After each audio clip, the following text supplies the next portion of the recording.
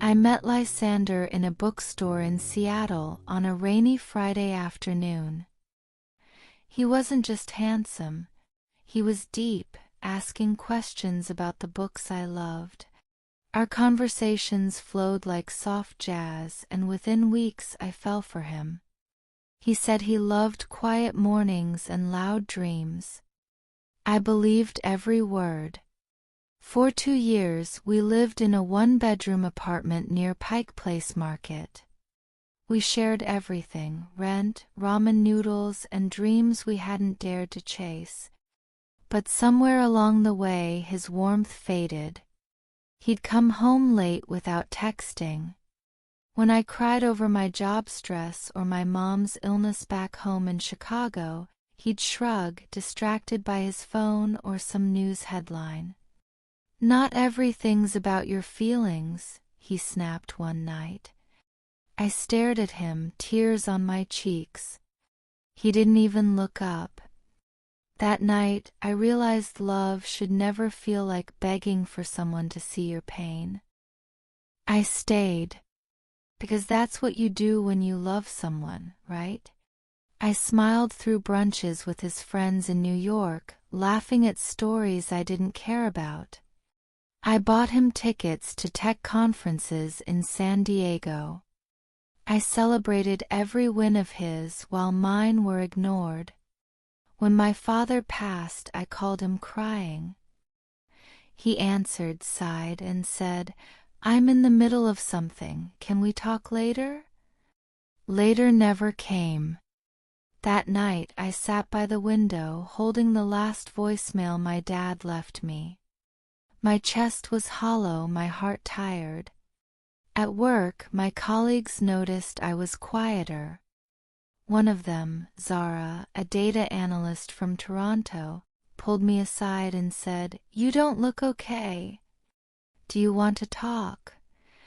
Her kindness felt unfamiliar. I hadn't been asked that in months. I went home that night and looked at Lysander across the dinner table. He was on his phone again. And for the first time I didn't cry, I felt nothing. Months passed. I stopped telling him how I felt. He didn't notice. Then one night, at a party in Los Angeles, I overheard him talking to a friend. "She's too emotional. Always needing attention." His words sliced through me like glass. I walked out without saying a word. Back at the hotel, I packed my things. No dramatic exit. No confrontation. Just a quiet goodbye note. "You taught me how silence feels louder than screams. I'm done begging to be seen." I flew back to Boston, moved in with my cousin, and started therapy. For weeks I cried. But this time I wasn't crying for him, I was grieving the part of me I lost while loving him. I took a job at a financial firm in Dubai, a place I never thought I'd move to. But fresh air felt necessary. I joined a fitness club, started journaling again, even traveled solo to Florence. Slowly, I became someone I hadn't seen in years. Someone brave, curious, and not afraid to smile alone. Then one day I received an email. From Lysander. Subject, "Just wondering. I saw your feature on Forbes. You look happy. I miss us." I stared at the screen, half smiling. Not once had he said, "I'm sorry." Just, "I miss us." I didn't reply. Not because I hated him, but because I finally realized. He didn't deserve the version of me I fought so hard to rebuild. It's been over a year now. I live in a high-rise apartment in Singapore, sip green tea every morning, and call my mom without crying.